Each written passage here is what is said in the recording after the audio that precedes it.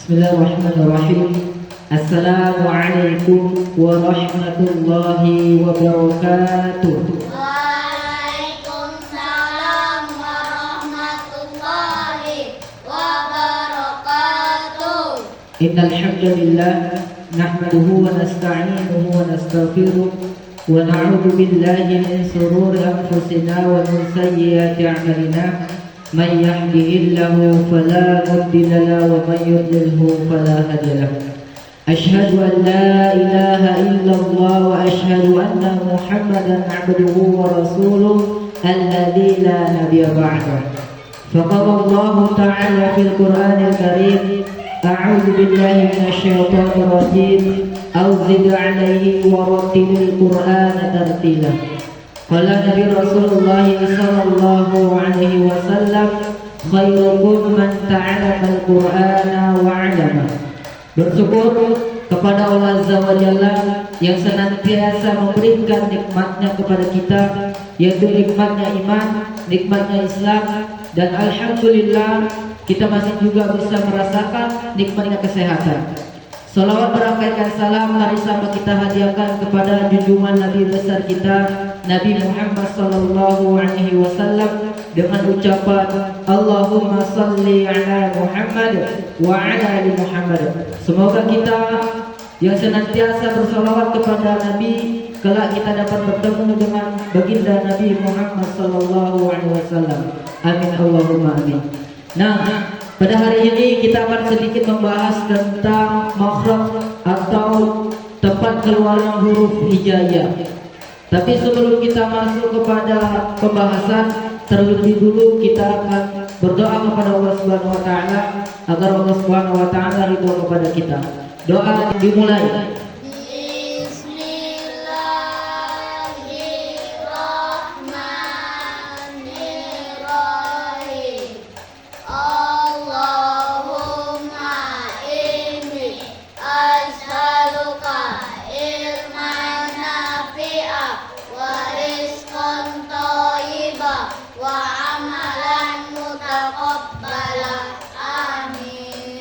Nah, kita sedikit akan membahas terlebih dahulu tentang makhraj umum.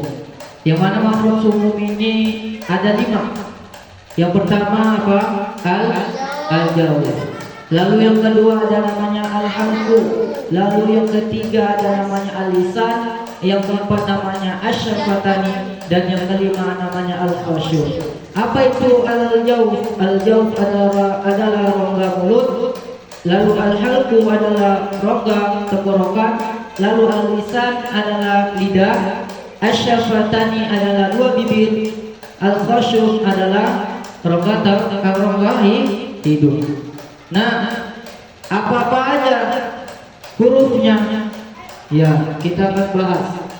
Yang pertama yaitu tadi apa? Rongga al-jawf atau rongga mulut. Hurufnya ada 3. Kalau misalnya kita sudah hafal dengan mat tabi'i, maka inilah dia. Dia serupa. Hurufnya juga mat tabi'i, yaitu hurufnya waw sukun, ya sukun, dan alif sukun. Maka huruf yang 3 ini di mana letaknya? Letaknya adalah pada al-jawf. Ketika mereka sukun, maka letak mereka ada di al-jawf atau rongga mulut. Lalu kita masuk yang kedua, makhraj umum yang kedua, yaitu tenggorokan. Tenggorokan sendiri itu terbagi menjadi 3, yaitu pangkal tenggorokan, tengah tenggorokan, dan atas tenggorokan atau ujung tenggorokan. Setiap bagian-bagian memiliki huruf-hurufnya tersendiri. Tadi seperti yang saya katakan bahwasanya tengah tenggorokan atau bawah tenggorokan hurufnya yaitu ada 2. Hamzah dan ha besar. Maka ketika kita mengucapkannya, maka huruf ini harus berasal daripada pangkal tenggorokan atau bawah tenggorokan. A, I, U, Ba. Nah, dia berasal dari pangkal tenggorokan. Lalu huruf ha besar. Ha, hi, hu, bah. Maka dia juga berasal dari pangkal tenggorokan.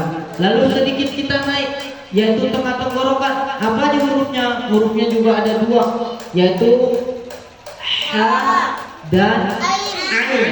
atau a ya. Ketika kita mengucapkan huruf ha, maka dia harus berasal dari tengah tenggorokan. Ha, hi, hu, bah. Nah, dia berasal dari tengah tenggorokan. Lalu huruf ain, ai, au, ba, dia juga berasal dari tengah tenggorokan. Lalu kita masuk ke bagian yang ketiga, yaitu atas tenggorokan atau ujung. Hurufnya juga ada dua, yaitu huruf kha dan huruf Allah. Jadi dia di sini letaknya. Kalau kita ingin mengucapkan huruf dua ini, dia harus berasal dari al-halqu, di bagian atas, yaitu kha, khi, khu, ba. Allah, dia harus berasal dari atas tenggorokan. Jadi huruf al-halqu yaitu semuanya ada 6. Yang keluar dari tenggorokan itu hurufnya ada 6. Sebagaimana yang tadi sudah saya jelaskan. Nah, kita masuk kepada bagian yang ketiga pada makhraj umum, yaitu al-lisan atau diartikan dengan lidah. Jadi lidah ini, kalau kita lihat di sini bahwasanya lidah itu, bagian lidah itu dibagi menjadi 5. Ya, yang pertama ini ada namanya pangkal lidah. Nah, ini pangkal lidah. Baru yang kedua tengah lidah. Ini bagian tengah lidah. Lalu yang ketiga yaitu lidah terdekat. Nah, ini lidah yang terdekat. Baru keempat ujung lidah, ujung lidah. Nah, baru yang ke-5 dua sisi lidah. Nah, 2 sisi lidah atau juga sering dikatakan dengan tepi lidah. Nah, huruf-hurufnya apa aja? Ya, huruf-hurufnya ada ko, ka, ya, sya, ro, na, la, ya. Dan kalau misalnya di ujung dia ada ta, da, ko, sa, za, zo, sa, za, so, ya. Yang di tepi lidah itu hurufnya apa? Do, ya. Nah, kita masuk ke penjelasannya atau makhraj khususnya ya. Nah, ketika kita ingin mengucapkan huruf ko, maka menyentuh langit-langit belakang di ko, dia yang berdekatan dengan yang berdaging.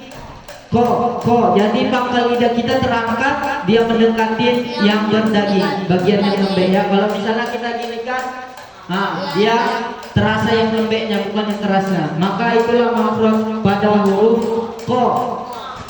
Ko, ki, ku, ba, ko.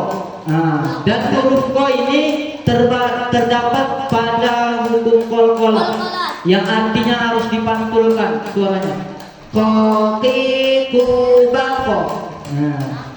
Lanjut pada huruf ka. Huruf ka juga Hampir sama. hampir berdekatan dengan huruf ko. Hanya saja membedakannya huruf ka ini dia di pangkal lidah, namun dia di langit-langit mulut yang dia berdekatan dengan yang ada yang sedikit keras. Nah, kalau kita gini kan, dia ada yang keras dan ada yang lembek, makanya dia letaknya dia di tengah-tengah. Nah, seperti ini. Kalau kita lihat dari gambar seperti ini ya. Kaki kubat. Nah, dia sedikit ada ak.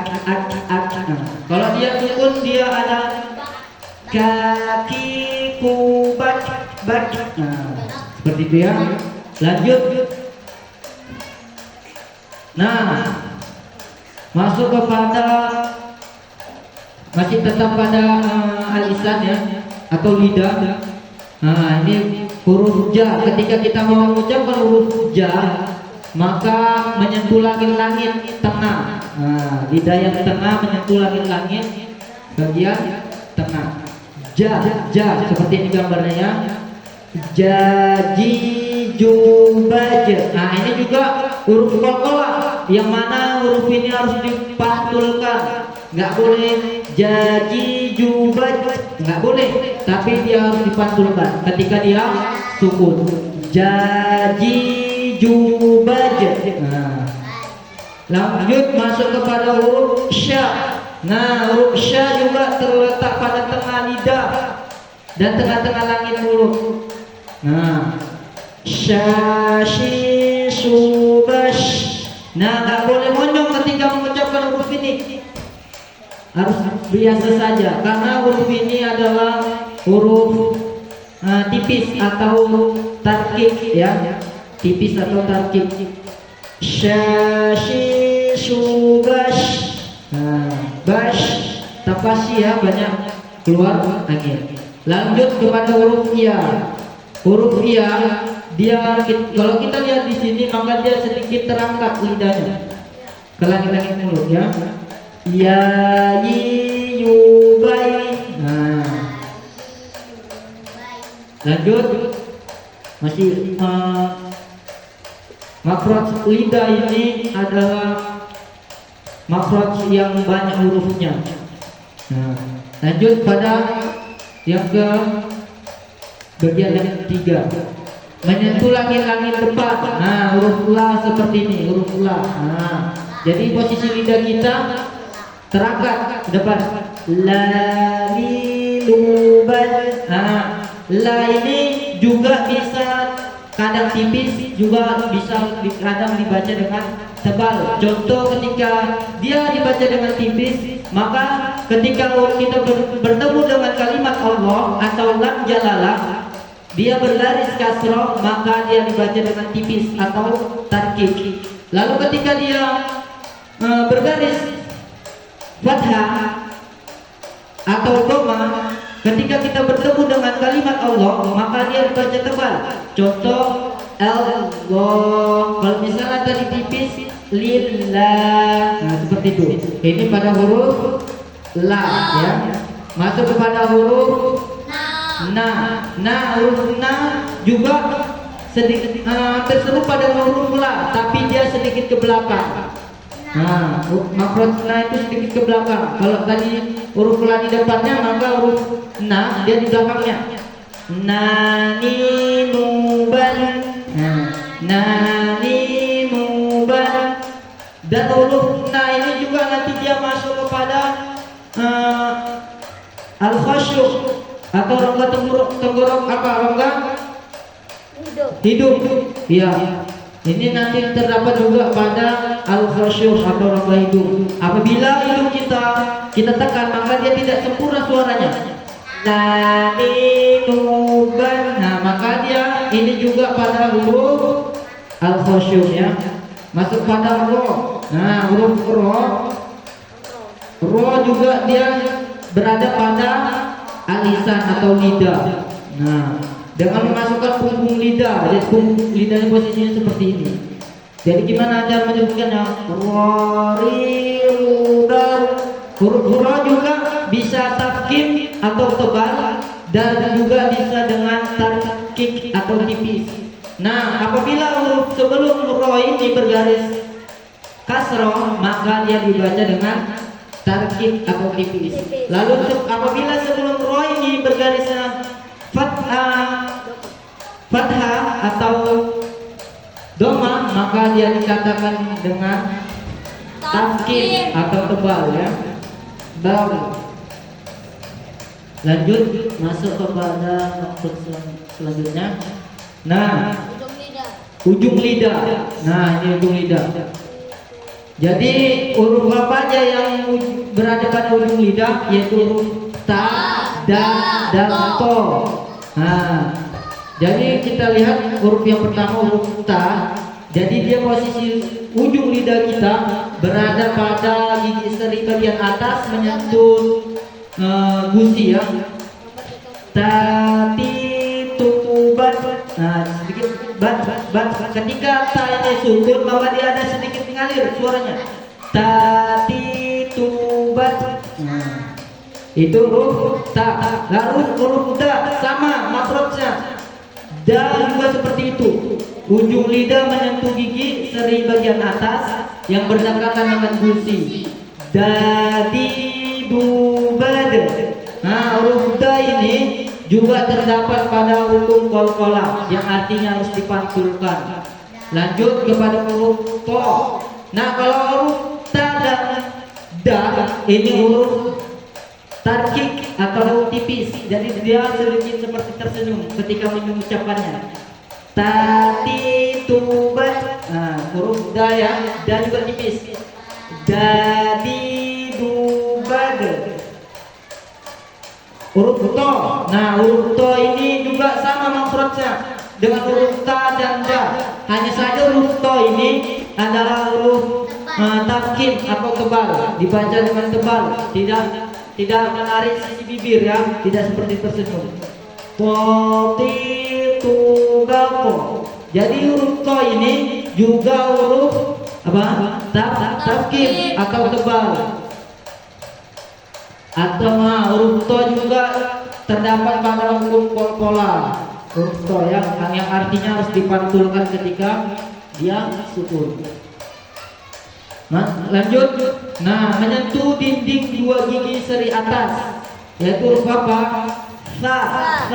Nah, sa, za, zo. Nah, ini makhrajnya sama, yang tiga ini. Nah, sa ini dia hurufnya tipis. Jadi ketika kita mengucapkannya harus seperti tersenyum. Sa, si, su, bas. Nah, lanjut kepada huruf za. Za juga hurufnya tarkik atau tipis ya, seperti tersenyum. Za, zi, zu, bas. Huruf zo masuk ke huruf zo.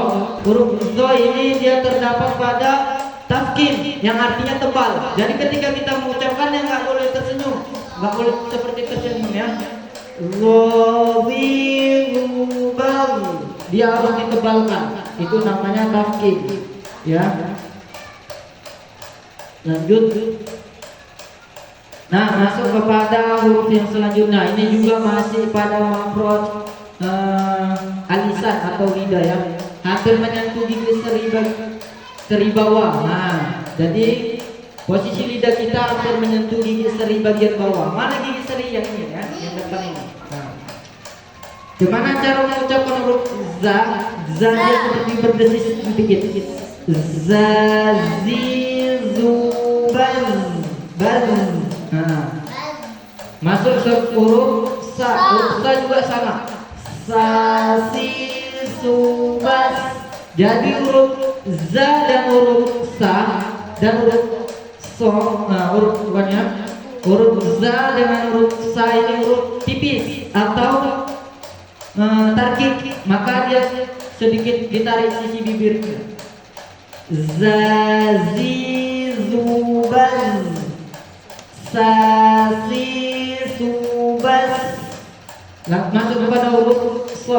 Huruf so juga sama makhrajnya, terdapat pada alisan atau lidah. Cuma dia bedanya huruf so ini dia masuk kepada tafkhim atau tebal, dibaca dengan tebal. Jadi kita nggak boleh ketika mengucapkannya menarik sisi bibir. Jadi kita seperti biasa aja ya. So, si, su, bas. Nah, so, si, subas, bakso. Nah, seperti itu ya contohnya. Lanjut. Nah, yang terakhir pada makhraj alisan atau lidah yaitu menyentuh gigi geraham atas, baik yang kanan atau yang kiri boleh. Jadi posisi lidahnya seperti ini, kita lengketkan, tapi lidahnya yang lengket kita lengketkan dengan gigi geraham. Jadi suaranya do, bi, bu, ba. Dia bukan huruf kolkola, jangan dipantulkan. Nanti kan ketika ada orang yang membaca kadang terpantul suaranya. Bau, jangan. Tapi dia harus tertahan. Do, bi, bu, ba, ba. Nah, jangan terpantul ya, tidak boleh. Lanjut. Nah, masuk kepada yang keempat yaitu asyafatani atau dua bibir. Nah, huruf apa aja hurufnya? Yaitu ada ini. Yang pertama dengan merapatkan dua bibir, hurufnya apa aja? Ba dengan ma. Jadi ketika kita ingin mengucapkannya harus dirapatkan dua bibirnya. babi bubab, mami mumam. Nah, contohnya seperti itu ya. Ini harus merapatkan dua bibir. Lalu ada satu huruf lagi, ada dua huruf ya. Adapun dengan memonyongkan dua bibir yaitu hurufnya wa. Wawi waw. Nah, contohnya seperti itu. Ini dia masuk pada asyafataniyah. Ini masuk kepada huruf tarkik. Tarkik atau tipis. Lanjut masuk kepada yang ketiga, menyentuh ujung gigi seri atas dengan bibir bawah bagian dalam, yaitu fa fi fu ba. Jadi ujung lidah kita, ujung gigi kita ini menyentuh bibir bagian dalam. Jadi fa, dia suaranya sedikit mengalir. Fa fi fu ba. Nah, seperti itu. Lanjut masuk kepada makhraj al-khasyum atau makhraj yang terakhir ya. Apa aja huruf daripada makhraj al-khasyum, yaitu setiap yang bergunna atau dengung maka dia masuk kepada al-khasyum. Contohnya apa? Nun yang bertasdid, anna. Seperti itu ya. Maka ketika kita pijit hidung kita, maka dia tidak sempurna suaranya. Nah, tidak sempurna ya. Anna. Lanjut huruf mim yang terakhir, huruf mim yang bertasdid. Mim bertasdid juga masuk kepada al-khasyum atau rongga hidung. Apabila kita tekan hidung kita, maka suaranya tidak sempurna. Kita praktikkan ya. Nah, dia tidak sempurna suaranya. Mungkin itulah daripada makhraj umum dan makhraj khusus pada huruf hijaiyah. Mungkin pada kesempatan kali ini kita akan membahas itu terlebih dahulu. Kemungkinan untuk kedepannya kita akan bahas tentang sifat-sifat hurufnya. Nanti kita praktekkan contoh huruf hamzah. A I U ba u an ani a na ni nan mu ni ma i an ani a. Nah, nanti kita akan bahas itu di kesempatan yang akan datang. Tertutup dengan doa kafaratul majelis. Subhanakallahumma wa bihamdika asyhadu an la ilaha illa anta astaghfiruka wa atubu ilaik. Assalamualaikum warahmatullahi wabarakatuh.